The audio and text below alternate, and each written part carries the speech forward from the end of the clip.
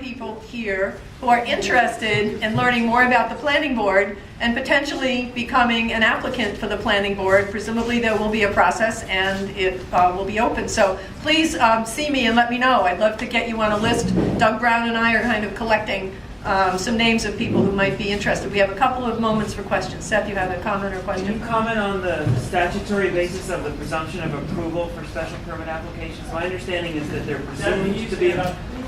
So special permits are presumed to be approved, and it's the job of the citizens to bring cause to deny them. Why is it that way historically? Can someone explain that? Why isn't it the job of the developer to give cause to approve the permit, and the presumption be for denial unless cause is brought forth to approve it? Can someone comment on where that statute comes from? Is it the city or the state? And do we have any chance of turning that the other way around? I think that's simply the nature of special permits. If you didn't want that, you'd have a variance. The decision to write into a statute, into the ordinance, that something is granted by special permit is a decision to make it a favorable presumption. And if it's not done that way, then it's written in as a variance. And that's the difference. It's not written in as a variance. Carol was better for this. Wait, Lee, were you going to do that? I'm sorry. If there's someone that needs a mark, that needs a mark on a... Yeah, Carol can speak. Someone who actually knows. Yeah. What the city boards don't understand, and what people don't understand, is that a variance is not written into the law. A variance is a request that the law be waived. And the legal standard for variance is that there has to be, one of the three criteria is that there has to be a hardship, not financial, of the petitioner, not deep pocket, not we can't afford it, but of the quality that causes, that arises from the soil conditions, okay? So the soil conditions, the topography of your lot as distinguished from your neighbor's lots, okay? So, Carol, let's not go into too I'm much just detail. saying, I understand. people just a minute. need to understand this. A special permit has much more liberal standards. It is written into the law. There is a lot of discretion with the board that is allowed to grant a special permit. Thank you. And we have, Lee, we have time just for one more question and then we'll move on. Lee. Lee it's bringing you. And keep it brief, please, because we're at the end of this Okay, presentation. Ms. Ryan, would you go as far to say for over 25 years, the planning board, the gatekeeper sector of Cambridge has been wasting taxpayers' money?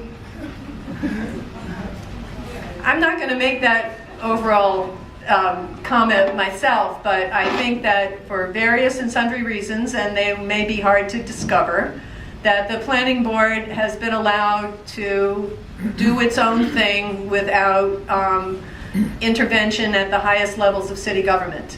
And that includes even keeping track of their terms and keeping track of their appointments. But I think to respond to the comment that Seth made and others, what we're finding is that the interpretations of a lot of us read well. You know, we pride ourselves on coming into a meeting as informed residents. And when we look at the criteria that are supposed to be applied and we see what is being applied, they don't match. We find a very narrow level of interpretation of what all of these guidelines mean. I have a list of them here, but I'm not going to read them. So we're done with this for now.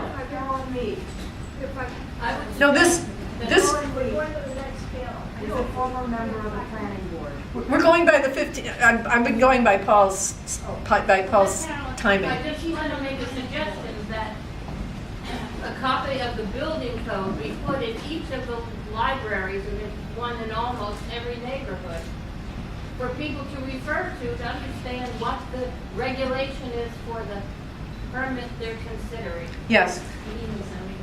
The zoning code. That many of us, the Zoning code, building code. yeah, and it's all on the internet. And the problem is that it's very dense reading. It's not my favorite bedtime reading, and I'm not always sure that I fully appreciate all the subtleties of it. But there are many, many people in this community who do, and who share a lot of different critiques of the planning board as it is being run. So we're hoping that this set of panels is about trying to move toward the future, and the goal is to reform the planning board and to get a universal understanding of the criteria that are being applied, the process that's being used, and how residents and real estate interests are heard on more of an equal footing. There's not a level playing field, I think, by any stretch.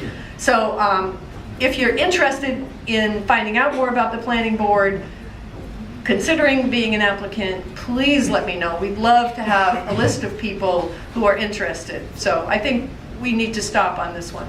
Well, I'd like to make one more suggestion. Mhm. It's dissemination of information. I'm on the city council, the secretary of the council's list, and I get the mailings of all the hearings that are being held, development issues.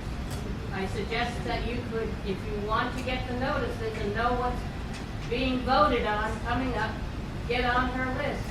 Good point.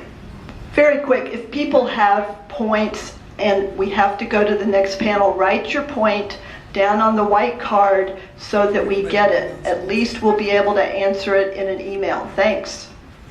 Just before we leave the transportation issues, one announcement. On Thursday, June 19th, the City Council's Transportation Committee, newly activated by Councilman Carlone, is going to hold a meeting and hearing 6 p.m. at the Tobin School. We'll send that out to the list.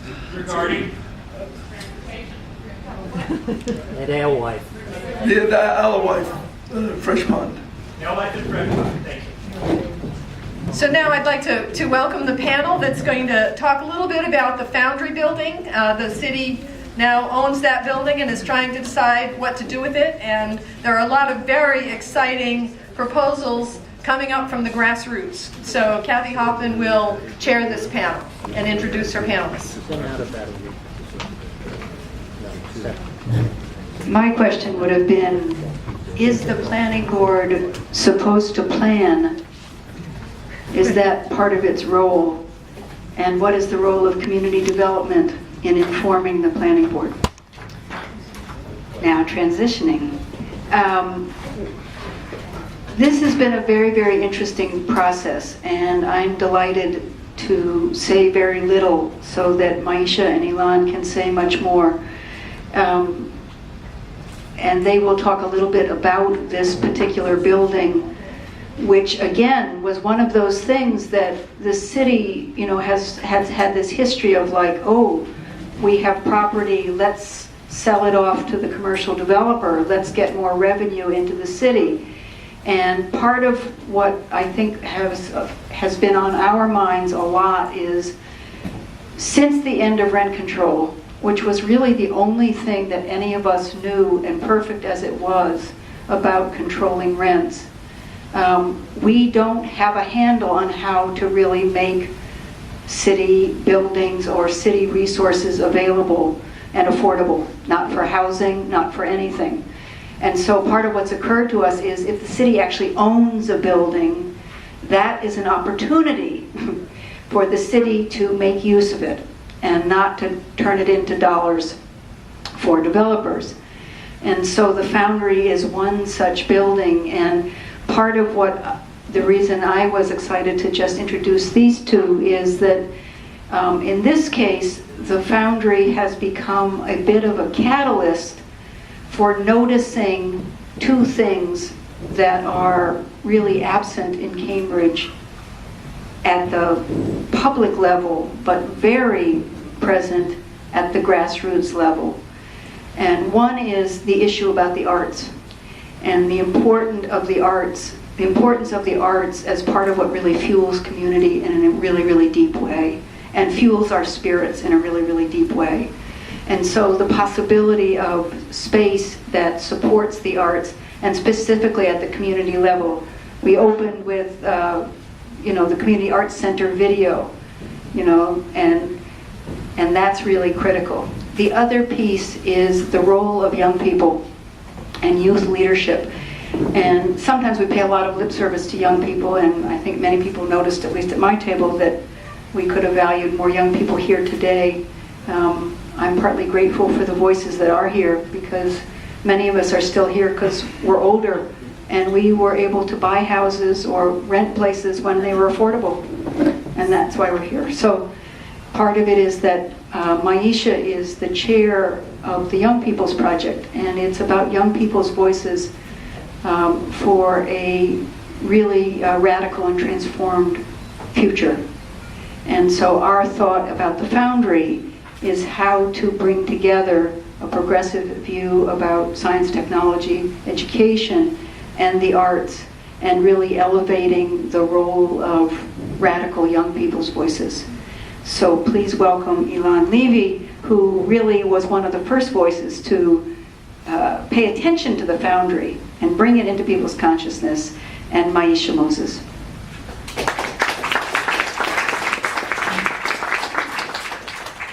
Thank you. So since Kathy brought Vincent Harding into the room earlier, I'm going to introduce myself in a certain way. Vincent did this with every group that he met with. He asked everybody to introduce themselves by saying who their mama is and where their mama is from, and their mama's mama and where she was from. So my mother is Janet Jamont Moses, and she's from the Bronx. And her mama was Jessie Jamont, and she was from South Carolina and was part of the Great Migration and ended up in New York City. And I'm Maisha Moses, and I was born in Tanzania. I grew up here in Cambridge. I grew up in Peabody Terrace during my early years, and then over here on School Street in Area 4. And now I live in Jamaica Plain, but I come to Cambridge every day. I work in Central Square. As Kathy said, I'm the director of the Young People's Project, and our offices are at 99 Bishop Allen Drive. So I'm going to talk about STEAM and why I'm in this conversation, and Ilan is going to talk much more specifically about the Foundry building. So Pepper over here asked me earlier, what is STEAM? So STEAM is an acronym. It stands for Science, Technology, Engineering, Arts, and Mathematics. And for many years, people have been talking about STEM, which is Science, Technology, Engineering, and Mathematics. And now, as Kathy said, people are interested and have various sort of perspectives on what it means to integrate the arts into STEM and to have a much more holistic approach to the education that's really fueling all of this innovation that you've been talking about. So when I think about STEAM, what I currently think about is flying cars. So I was at the Massachusetts State STEM conference earlier this spring, and there was a couple, and they were MIT graduates, and they're from outside of Massachusetts, but they liked MIT in Massachusetts so much that they decided to stay. And they were featured at this conference because they have a company, and they're developing flying cars. And right now, these cars can only be flown by people who have pilot's license. You have to drive them to an airport, and then the wings unfold, and then you can fly them. But they're really interested in the question of, that would solve the traffic problem in the car. But so, only people with pilot's license can fly these cars, and so they have a very limited market. And so what would it take for ordinary people to fly these cars? And so essentially they figured out how to create cars that fly themselves. And they have the technology to do this. They could build one. The only problem is the FAA regulations. And of course, here you've been talking about how innovation and technology impacts and disrupts and shifts communities and affects the quality of life in very complex ways. And of course, this is such a technology. So I care about this, you know, and this is sort of the essence of STEAM, right? This is a metaphor for STEAM. And this is a train that is out of the station, it's moving, and it's accelerating. And so this question, you can't be neutral on a moving train, you know, Howard Zinn's question. We've been wrestling with that question because what we've been concerned about for over 30 years is this question of access and who's getting the education that is preparing them to participate in this innovation economy.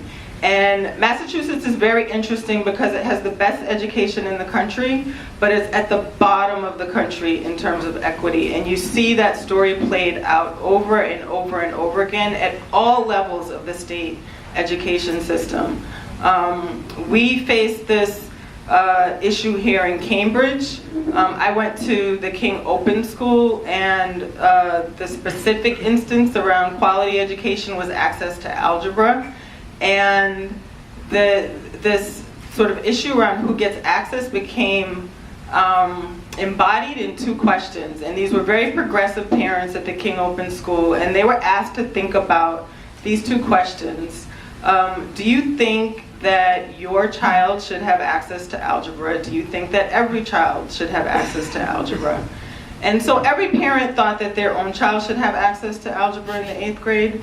Not every parent thought that every child should have access to algebra in the 8th grade. And so we basically have an education system in Massachusetts and the country that reflects that sort of everyday, you know, these deep cultural beliefs around who can get the best education.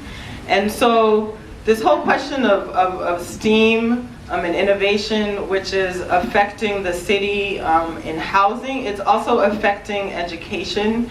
And what I'm concerned about is that, and Cambridge can do it if it chooses to, that we have an education system that affords every child in the city access to the best education that the city can provide. Currently, it's not doing that. My hope is that the STEAM, the Foundry building, can be an organizing tool around this issue.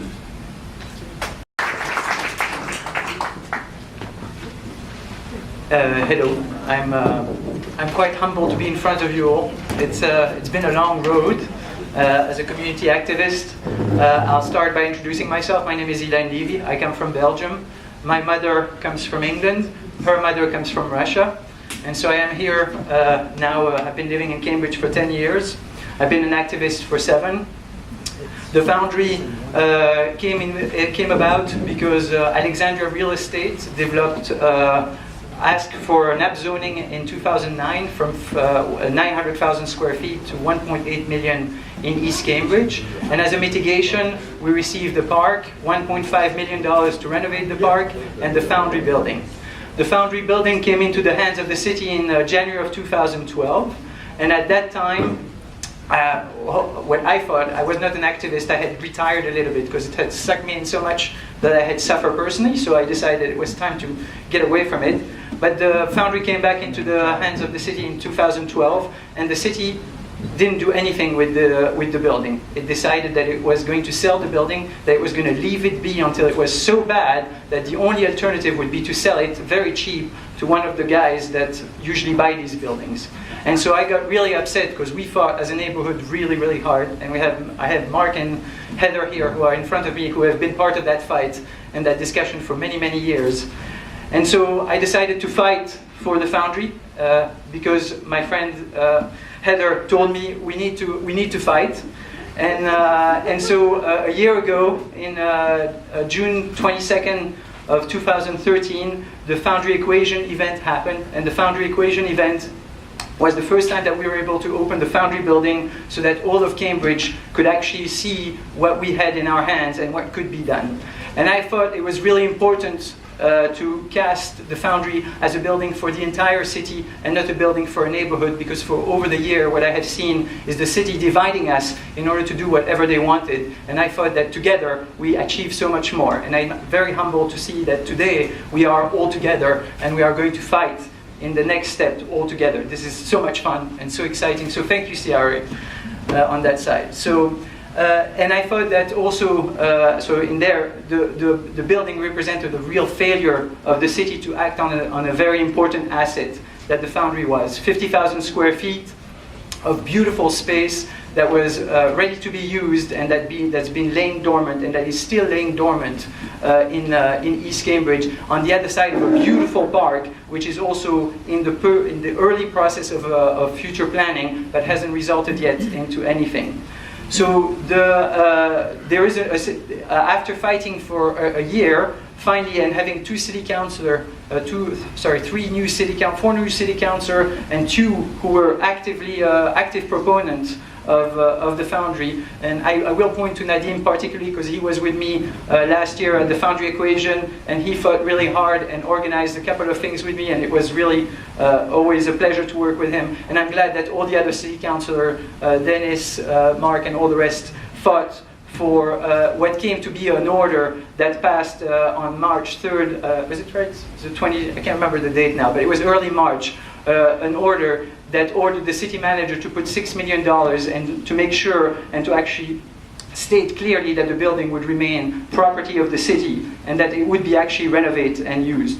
Still, it's been now a few months. I haven't heard anything and I haven't seen any much progress, but still, I'm crossing my finger. I know that STEAM is part of the equation and I'm hoping that STEAM is going to be part. I just went at the Art Asylum this morning in Somerville to buy a bicycle because mine was stolen, and I thought this was an amazing space, and how come the Foundry is still empty? And I urge you all to do whatever you can to keep on the pressure on the City Council to actually act and not leave the Foundry in the hands of the CRA, but let's keep it ours, let's make it ours. No, not our CRA, exactly, Cambridge Redevelopment Authority.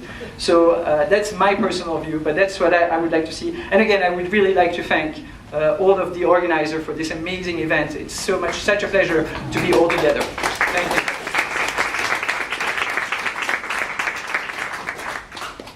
We don't really have time for questions on this.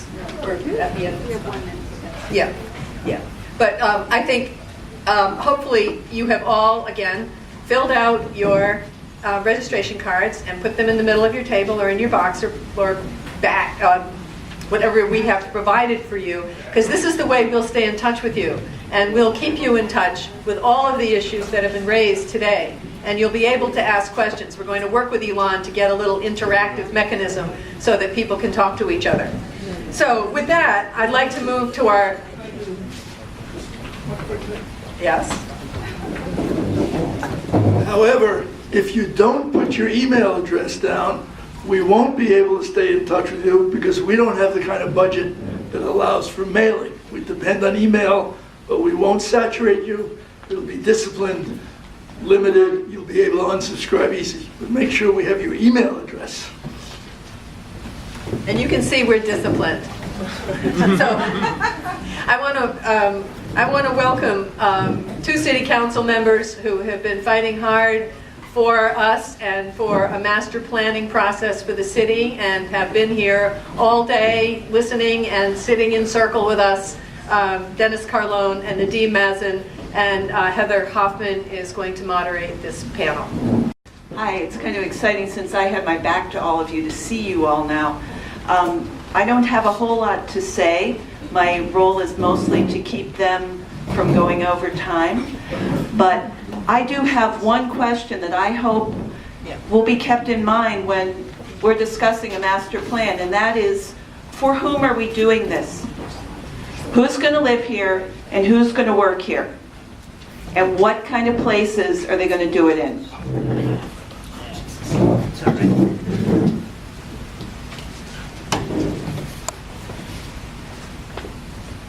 Hi, I'm Dennis Carlone, and we put together a brief presentation, and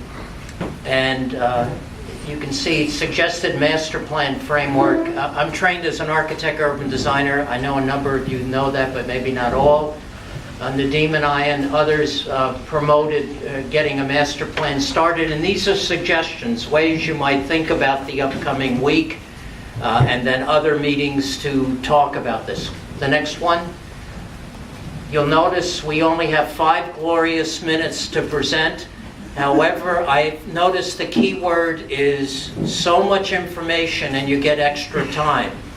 So I'd like to say there's so much information to start with. Next, please. I am trying, my friend. You have to click the... There we go.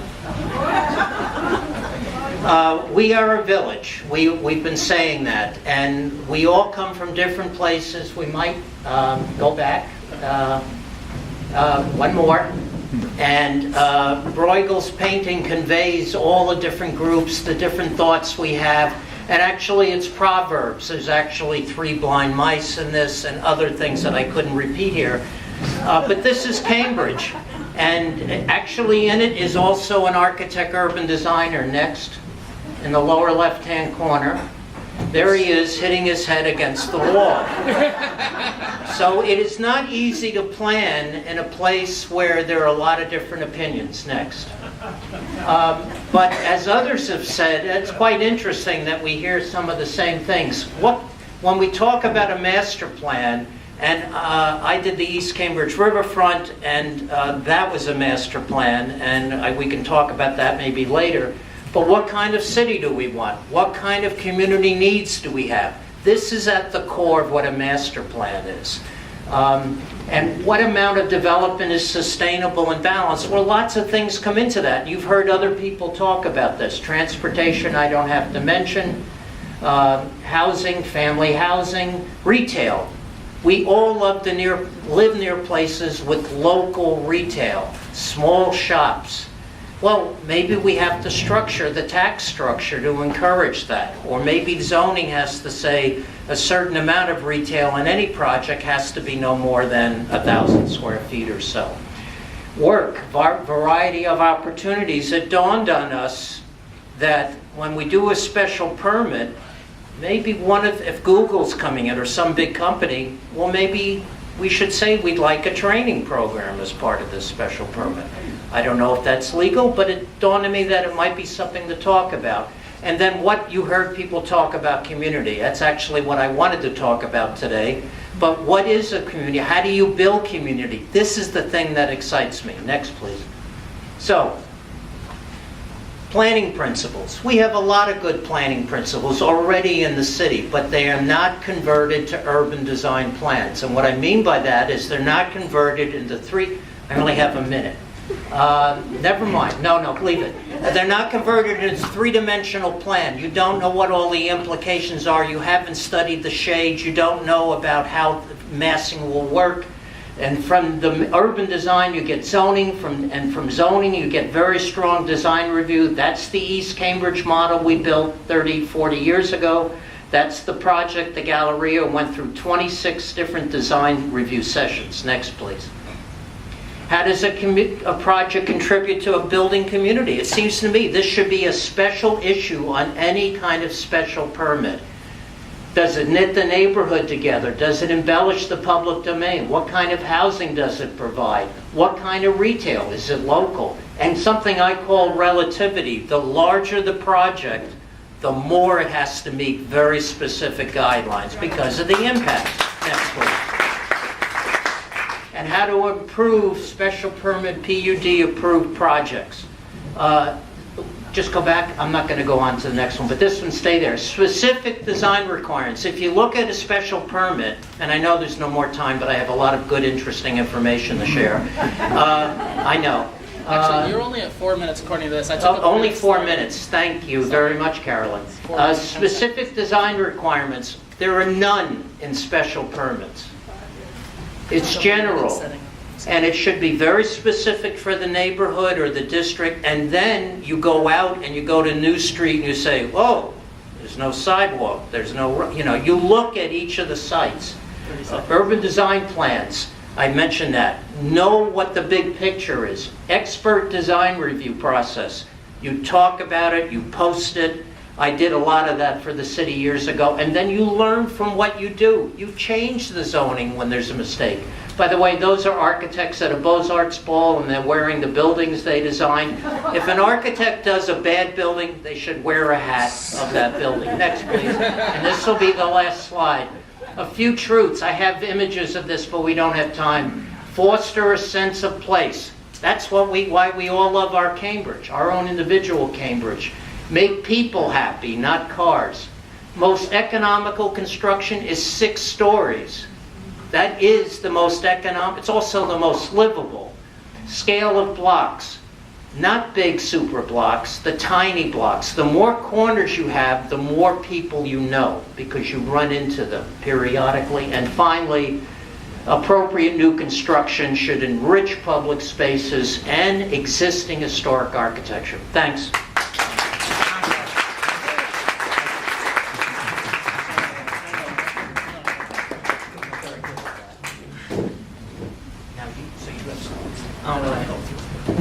Great.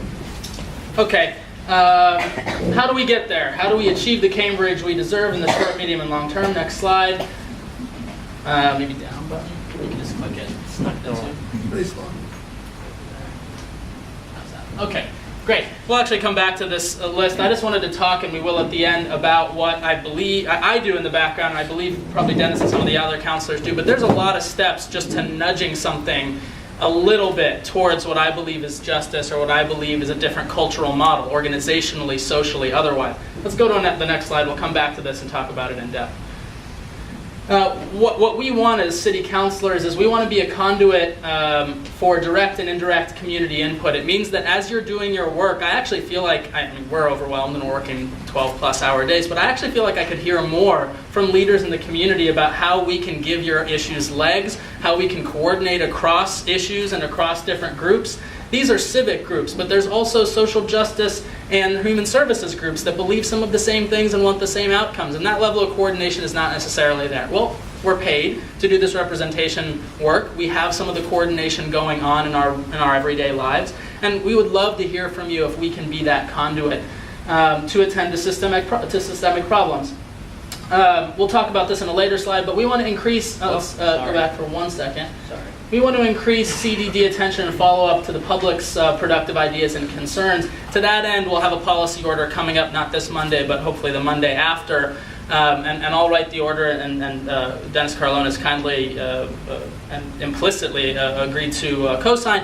But it will be about how we can get CDD the bandwidth they need to do a little bit more community interaction, maybe even full-time position for community interaction, as the frequency of development and community issues, you can feel free to clap,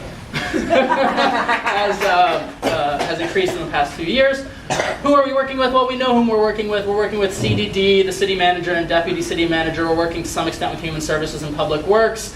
It's hard work, and they're maxing out their bandwidth. I'll tell you that I've been in CDD almost every day this week, twice past 6 p.m. for my part, and those offices, they're not full, but a quarter, half of people are there at 6 p.m., and many of them had come in for at 7 and 8 a.m. meetings. So these people are maxing out in some cases.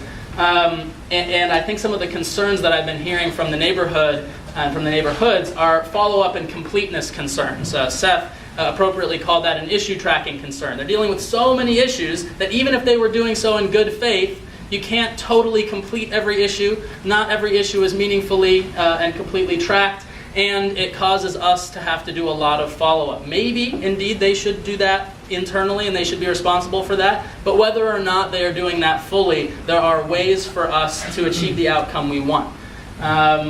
I think of the city as both sprinting forward, right? We've got a new city manager. I think many of you have found that he is unbelievably both responsive and accessible for someone with 41 departments and millions of dollars and implementation and expenditures to deal with every week.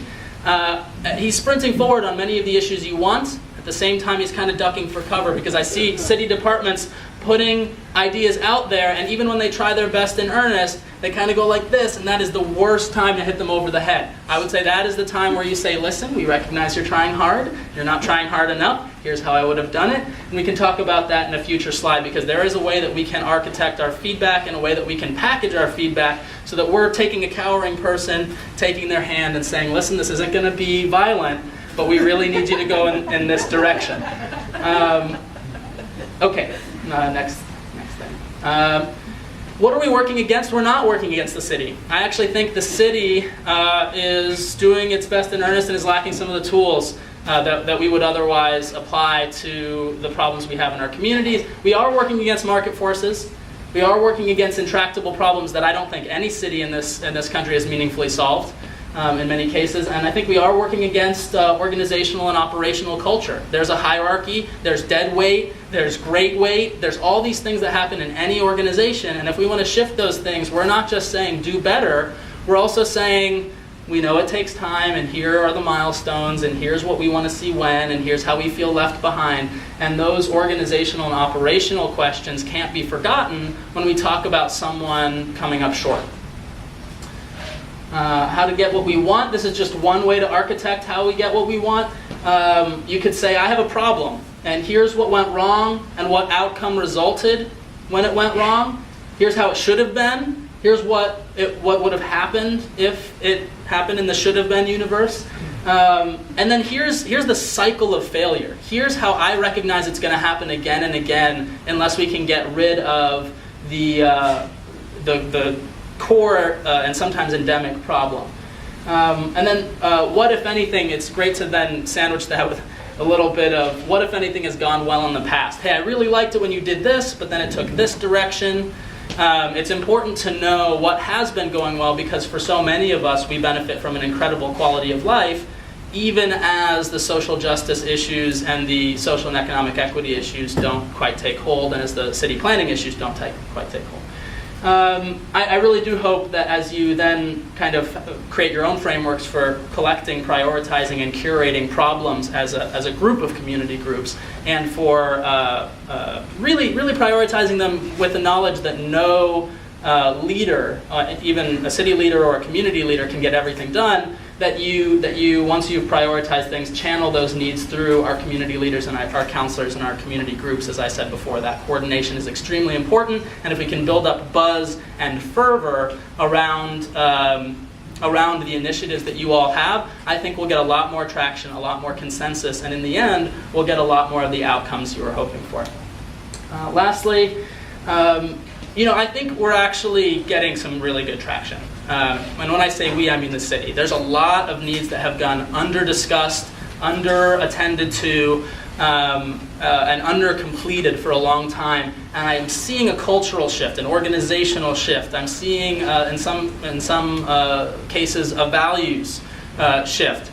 And I think we just need to keep going. It of course, certainly would not hurt if we increase the diversity. Someone mentioned it earlier, the demographic diversity in terms of age ranges, in terms of racial and socioeconomic diversity in the room. And that's not actually all that difficult. I think that's an individual mandate where each community group kind of says, hey, if you're sitting in a neighborhood, you've got to go around to surrounding neighborhoods and grab 4 or 5 people, and that should be a great mix of people. I do want to go back to slide 2 for 1 second. As I said I would.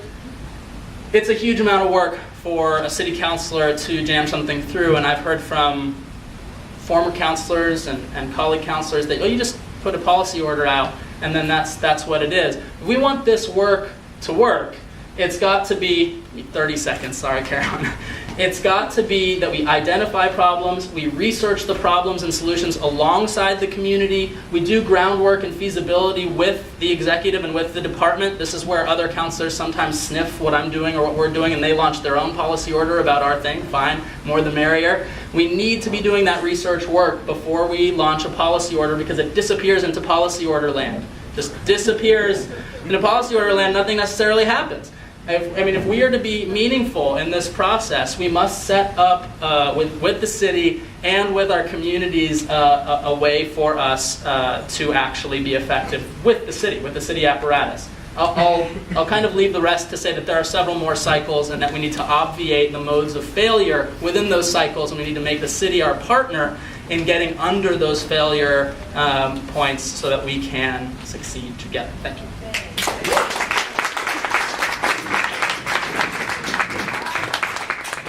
Well, that was incredibly dynamic. We don't have time for questions on this at this moment. What are you pointing at, Lee? Lights. Could we get copies of this slide somewhere? Sure, yes. There's a link that's public. I'll give it to the organizer. Fantastic. And again, fill out your registration card. So I want to move to the affordable housing panel with the knowledge that we are going to have about 20 minutes of time to talk in general after that panel. So hopefully Nadim and Dennis will be here and able to, I think they've generated a lot of your interest, but also we have a lot of other important things to cover in the affordable housing conversation. It's one of the biggest, most difficult problems we have in our city, and we want to engage all of you in that. So Lee Ferris, and you'll introduce your panel. Kathy is going to facilitate, so she'll start. Lee, am I the timer? Who's timing this more? I don't know who your timer is, but I can tell. Do you know who the timer is? Are you? I think I might be. I know I was toward the end. I'm Yeah, sorry. well, you should be the last one. So It's supposed to be 4 minutes for me and 4 minutes for Rashmi. They're just taking things out. You made it to the last panel. I think it's the last one. I'm Kathy Watkins. I'm a longtime affordable housing advocate. For the first two board sessions of the Alliance of Cambridge Tenants, I've been on the board and helped organize the start of it. The Alliance of Cambridge Tenants is an organization that was formed by low-income tenants, all volunteer, and it's for low-income tenants. We do advocacy on a policy level and individually helping people. And there's information in your packets about it. I'm really happy to introduce the two speakers who are going to tell you some more about affordable housing today.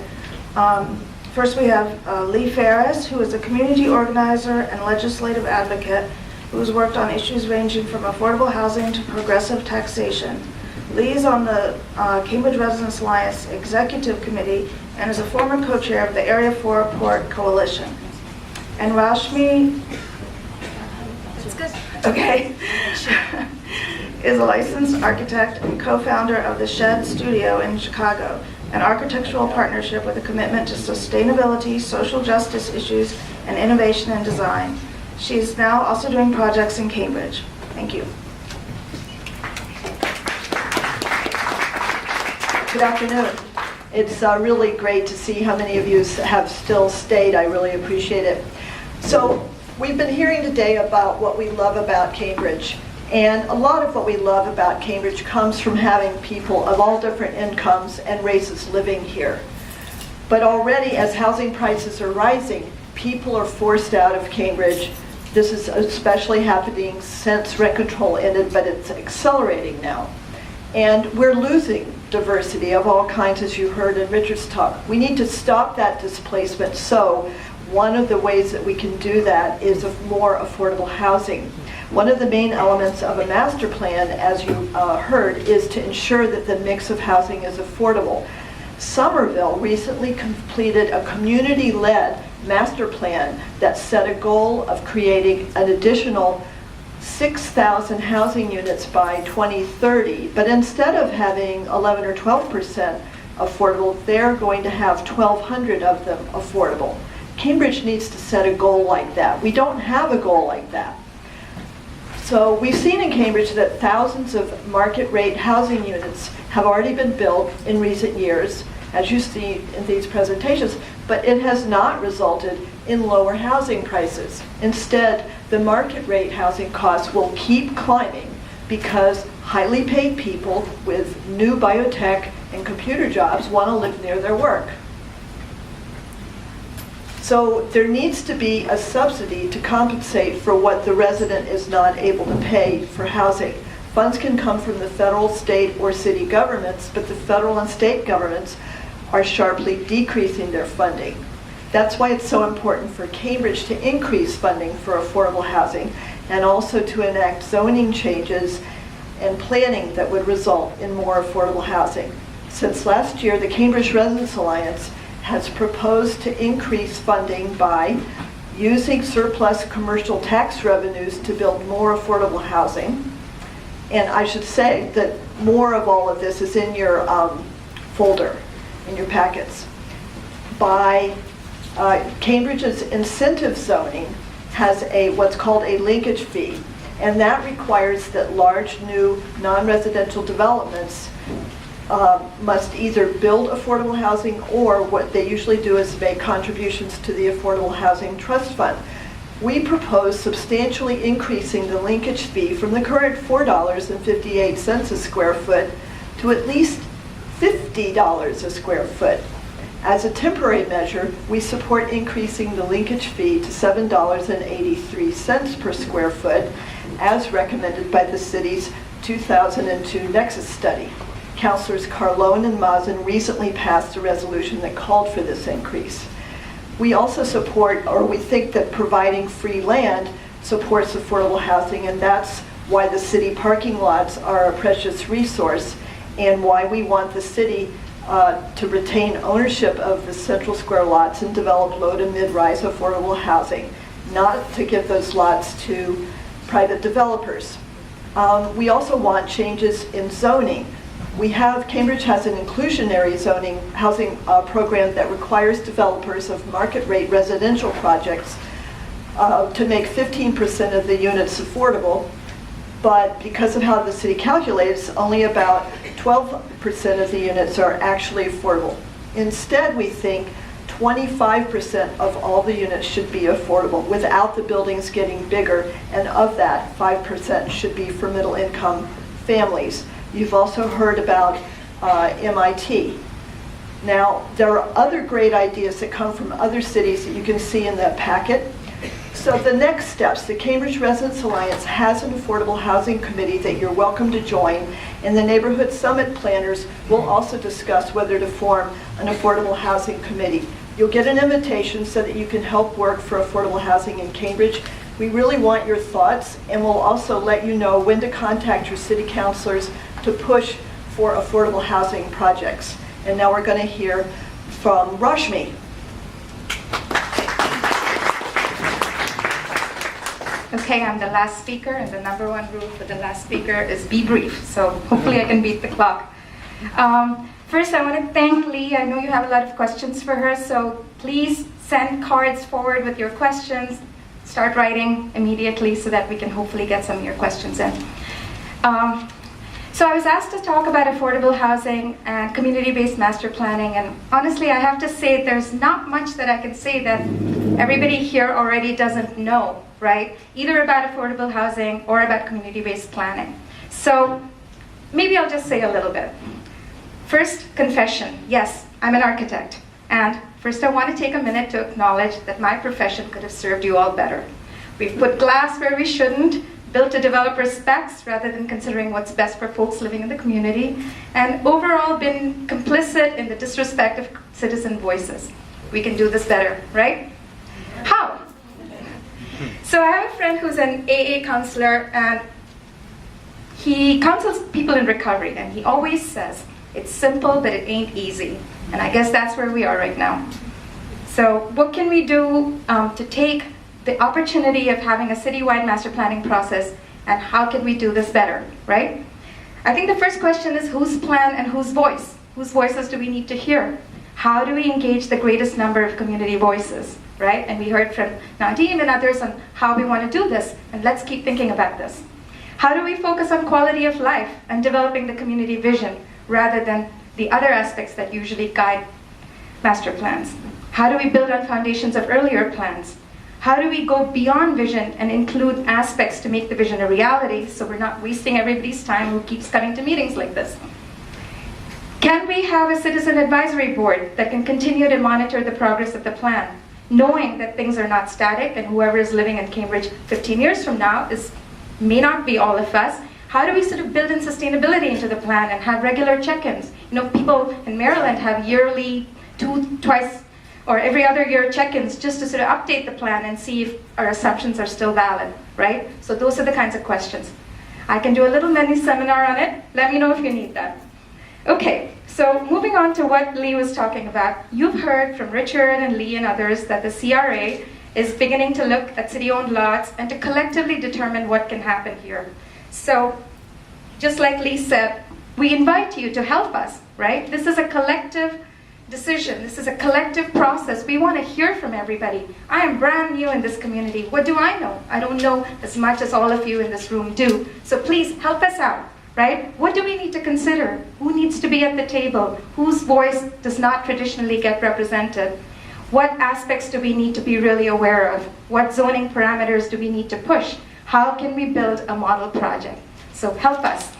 Use the cards, pass your questions, and pass your suggestions. Thank you very much for listening. Jerry Bergman didn't stick around, or you might have heard some? Yeah. Okay, James, brief. Thank you, Rashmi. To me, this is a fundamental question that hasn't really been well addressed yet today. And can you amplify what would a democratic, community-based planning process look like? What can you mention some of the constituent elements? What would a template for how we could do this going forward? Do I have time to answer this question? Lengthy response. Yes. So some things to think about really is how do we engage the largest number of people and get community residents and citizens to frame the agenda, right? Because a lot of times we're not involved in framing the agenda. What we're involved in is responding to the agenda that's framed by somebody else. So how do we participate in that, right? I really appreciate the fact that diversity was brought up, but more than diversity needs to be numbers, because two people who theoretically represent the same silo in diversity might have different opinions. So how do we sort of create an open-ended process for that? Second thing is how do we sort of create opportunities for feedback at multiple points. So not just at sort of when there's a public hearing or when it's great that we have these community conversations set up. How do we then take that to the next level and build in multiple points where folks can come back and see how broad visions that were developed can become implemented into the reality of the plan. So at every step, at discovery, at visioning, at detailing, at implementation, there should be ideally aspects for community input and community response so that we can sort of do this collectively. It's a lot to manage. As I said, it's simple, but it's not easy, right? Thank you, Rashmi. And I think the other aspect to that is putting affordable housing on every agenda when we're talking about the development of the city. It really needs to become a focus for us, or all of the specialness that we talk about in Cambridge about the diversity and the inclusion and all of that will quietly fade away while we're worried about the planning board or a particular neighborhood. So let's all have affordable housing on the tips of our tongues. So now we have an opportunity, and I'm wanting to give people a chance to talk about forward motion. So we've got about 15 or 20 minutes where people can, I will happily take notes, and I'm sure other people will. As you've gone through this process, what action steps do you think we and you can take to carry some of our concerns forward or address some of our problems? So thoughts? Ellen? Could someone deal with a microphone? Thanks. And I really don't want statements. I want brief action steps. So no lectures. Serious. Community Preservation Act both includes the affordable housing as well as open space. And I want to just thank Pebble for emphasis on what the situation is and the fact that 2,500 units have been permitted already. So in terms of going forward, Nancy, I think that's your question. Mm-hmm. I think we really have to keep our eyes wide open. We have a huge area that because you residents don't live there, we're talking Alewife, and we have a highway, we have a 100-year floodplain of 130 acres. and that area is being completely inundated with impervious concrete. And that is our safety net for our future. Anyone who's seen an Army Corps of Engineers map and knows about the Eastern Seaboard, what happened in New York, is very, very likely going to happen there. We're 5 feet above sea level at Alwite. So I'm asking, I think in going forward, all of you need to come back to the climate meeting that the city will have and make sure that we have models, appropriate models for Alwite. I know we have them for Charles, but I'm very concerned that we use the HECRIS model that our new commissioner has told us in a meeting that they would be using there.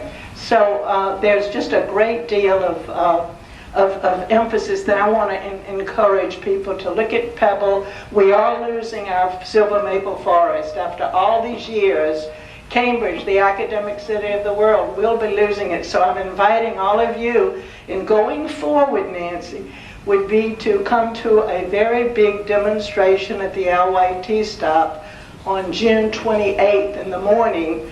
And there we will have a puppet, we'll parade up to the silver maple forest. But it is a floodplain forest, and it has a lot to do with our safety net. Maybe not as far as Huron Avenue, but certainly in the broader Alwite area. I think Rich was just permitted another at 180R Cambridge Park Drive. Ellen, thank you. No, I really do want people, I appreciate, and I've written down everything, key action steps that you said, but I really don't want us to make long statements. We want to have a full forum in the fall on climate change and the sustainability. Yes, very much so. Just say her name. Ellen, this is Ellen Mass, who has... I'm on the Friends of the Alwite Preservation. We have a lot of activities there. Please come and see it. Come up to North Trail. We'd love to take you on a tour. Yeah, and people would introduce themselves when they make a comment. Hi, I'm Peter Crawley from East Cambridge. I found it very compelling, this idea that rather than to demonize the city, the CDD city workers, to understand that they are overburdened, that it may not be a problem of intention, and to try to help solve this problem by giving them more urban designers, more traffic analysts, to pay for this through fees that developers pay when they are asking to go through this process. I know other cities do employ this mechanism, and I agree that the city is overburdened with the number of projects, the level of detail that has to go into analyzing all of this data and studies. Some of us have tried it ourselves, and so I find that a hopeful and practical way forward for our city, and I would hope that that the City Council could kind of move forward on that and try to change the fee structure of development and the approval process and the staff available to perform it, rather than making us residents do it. Yep. We can go back there, please. Don't.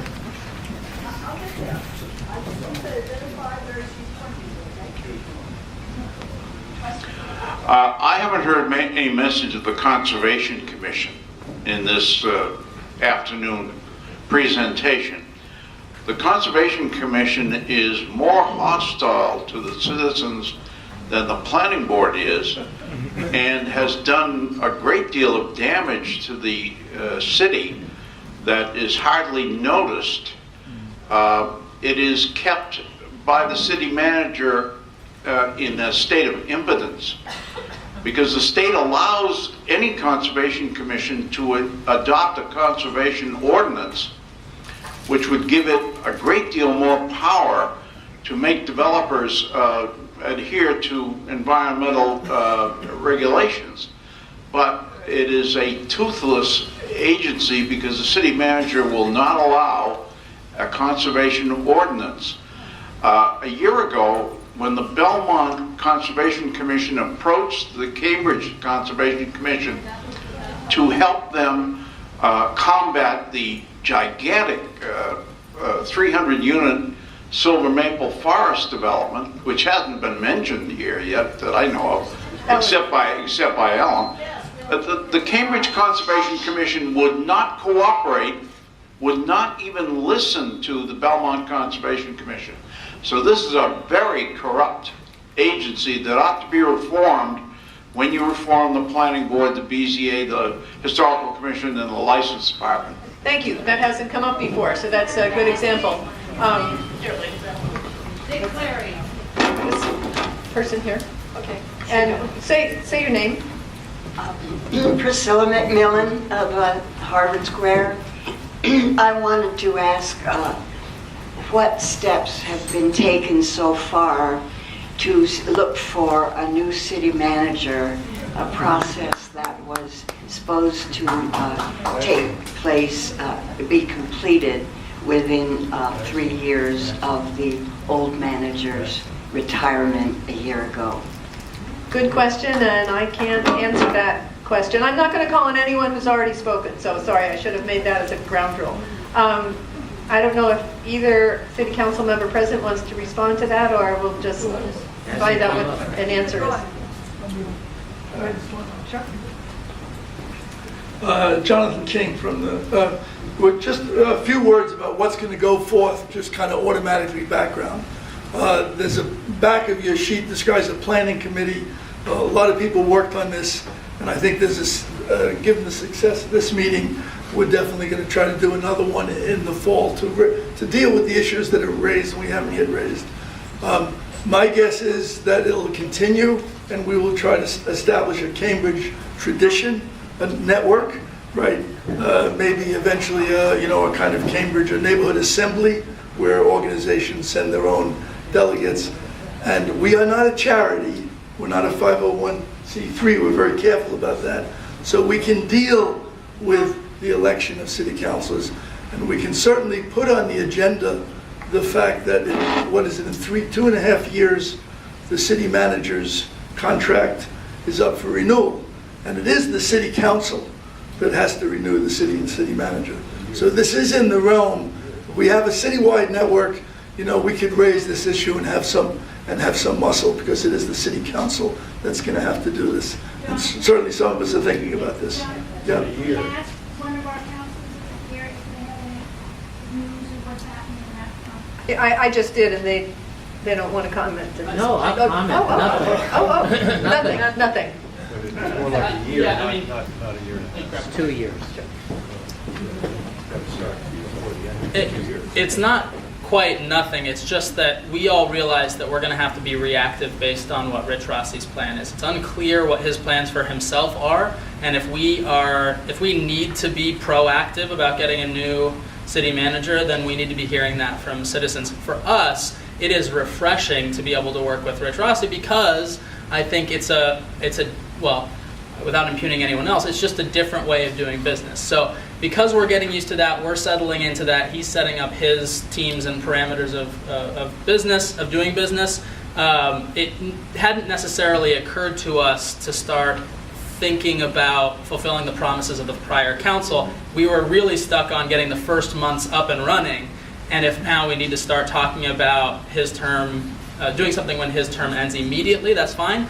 We also need to know whether the neighborhoods would be interested in trying to convince him to do another term, and then go for a search. He can't do this job forever, so we need to figure out when we want that transition to happen and what will be best for the city, and we're just listening. I don't think that we've put in any kind of agenda for what we want as councilors.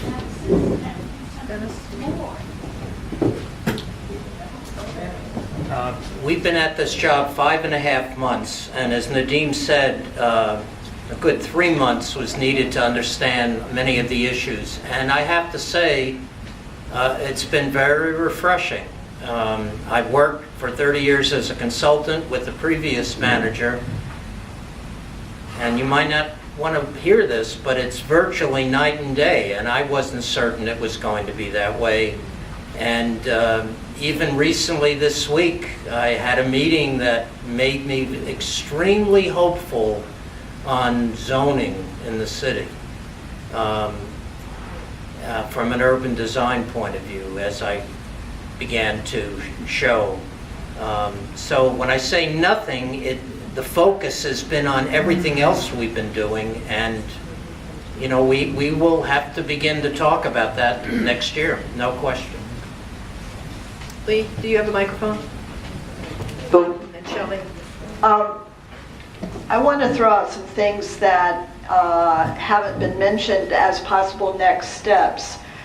So I think that we need to, the poll that you've got that's yellow, goldenrod, it asks about a moratorium. I think that's something that's very seriously needs to be considered, because I think a proper master plan process is going to take a couple of years. Somerville's took 3. So I don't want everything that's been proposed to just go through automatically in the meantime. So I think we have to work on multiple levels of both dealing with individual projects, but also seeking structural change, and also participating in a forward-looking master plan process. That's 3 separate levels. It's challenging, and that means we need more people. So that, I think, is the next step, and I'd love to hear other people talk about that. And I just want to speak briefly on the city manager. I do want to see a process. He may be good, but I want to know that there's not somebody out in Seattle or Omaha that's even better. That's my view. Can you get to Shelley?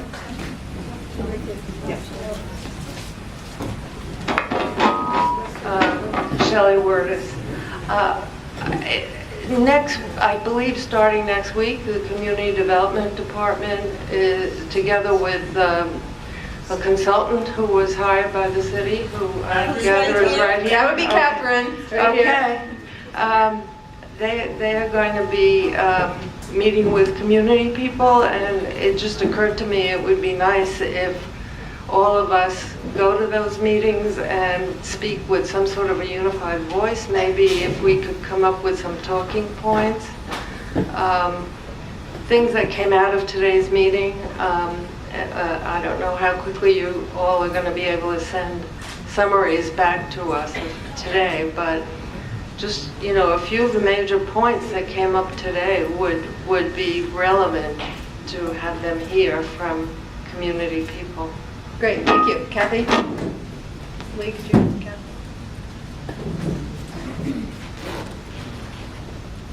Kathy Hoffman, Cambridgeport.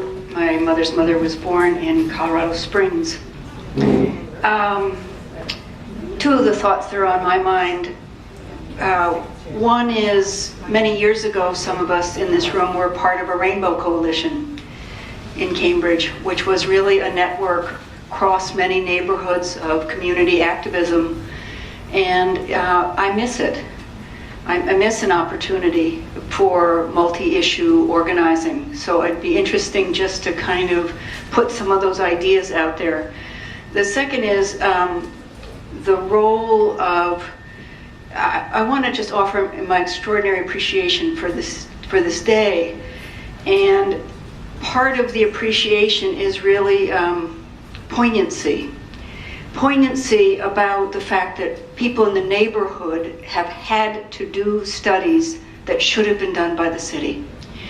And people as volunteers have gotten up to speed, have done tremendous amount of work. And it's exhausting.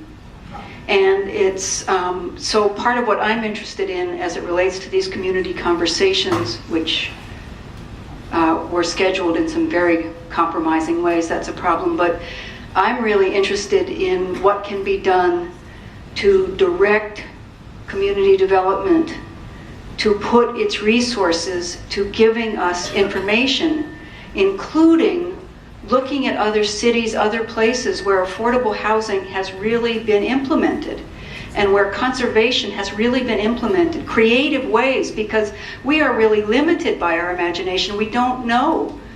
And we can't continue to rely on Steve Kaiser and others who've done an amazing job, but we're reactively doing this planning. So I don't know what the city council can direct. I don't know, what Catherine can do, but it would really be helpful going into these neighborhood meetings for people to have a sense of what's on the table.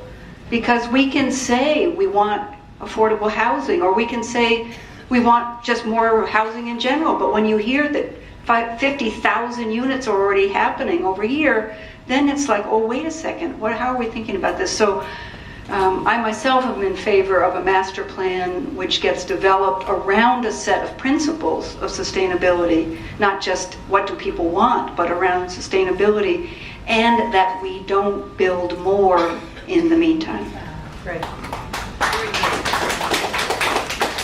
Okay, Richard, Pebble, and then I think we're going to call it. 2 more speakers. Since there's going to be a hearing shortly on what to build on the parking lots, I think the CRA Housing Committee should convene a public meeting in the very near future to hear people's input about what should be built, so that we can present a good, so we can have a lot of community backing for the vision that we present for those parking lots. And Pebble, last word, Pebble. Just want to go back to the moratorium for a minute. I understand that this master plan, and as Lee just mentioned, could easily take 2 years. And the planning board isn't going to go out of business in the meantime, and the developers aren't either. And they're going to keep filing their applications for special permits. And we could see many, many, many more units be approved. We've got to focus on a moratorium until the master plan is complete and we have guidelines going forward. Is that, everybody hear that? Well, that is a last word. The M word, as it's become in Cambridge. I want to remind you about the poll. Shelley Riemann has been our mistress of organization today. And thank all of you for all your participation and the caring that you brought to this process. And you're all invited to the Cambridge Residents Alliance meeting on the 29th. We'll be sure we notify you of it. Thank you.